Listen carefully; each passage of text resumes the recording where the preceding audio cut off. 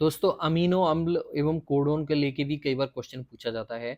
तो first grade हमारी biology की जो मैराथन सीरीज चल रही है, इस वीडियो में हम आनुवंशिक कोडोन को लेकर डिस्कस कर लेंगे। तो देखिए मेथियोनिन को कौन सा अमीनो अम्ल, ये अमीनो अम्ल है, इससे कोडोन AUG आता है जो इसे सूचना देता है, कोडित करता है। ठीक है।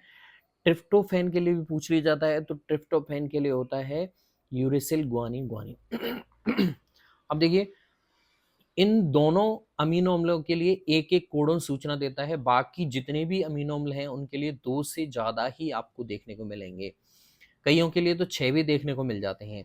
अब फिनाइल एलिलीन है, इसके लिए दो कोडोन आते हैं सूचना देने के लिए, ये भी आपको ध्यान रखना है, triple U you you see. ठीक है।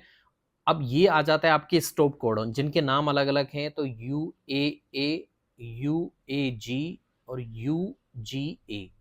इन तीनों कोडोन को स्टॉप कोडोन कहते हैं बच्चों, क्योंकि ये किसी भी प्रकार की सूचना नहीं देते हैं। जैसे ही ये प्रोटीन की श्रृंखला में आ जाते हैं, वहीं पे आपके ट्रांसलेशन रुक जाता है, इसीलिए इसे स्टॉप कोडोन कहते हैं। AUG, इसे हम क्या कहते हैं, इन्हीं प्रारंभिक कोडोन कहते हैं, क्योंकि ये प्रोटीन संश्लेषण को शुरू करवाता है मेथियोनिन, चाहे प्रोकैरियोट हो चाहे यूकैरियोट हो। ठीक है। फिनाइल एलिलीन के लिए दो पाए जाते हैं, जबकि मिथियोनिन और ट्रिप्टोफैन ये एकमात्र दो ऐसे अमीनो अम्ल हैं जिनके लिए एक एक कोडोन सूचना देता है। बाकी सबके लिए 2 से 6 तक चले जाते हैं। ठीक है। टोटल 64 आपके कोडोन होते हैं 20 अमीनो अम्लों को सूचना देने के लिए। कितने अमीनो अम्ल? 20 अमीनो अम्लों को सूचना देने के लिए। ठीक है। जिसमें से 10 आवश्यक होते हैं, 10 अनावश्यक अमीनो अम्ल होते हैं।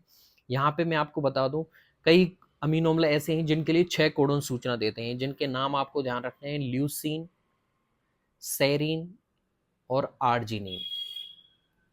ये ऐसे अमीनो अम्ल हैं जिनके लिए सूचना देने के लिए 6 कोडोन होते हैं। सबसे ज्यादा इन्हीं के लिए होते हैं 6 कोडोन। ठीक है।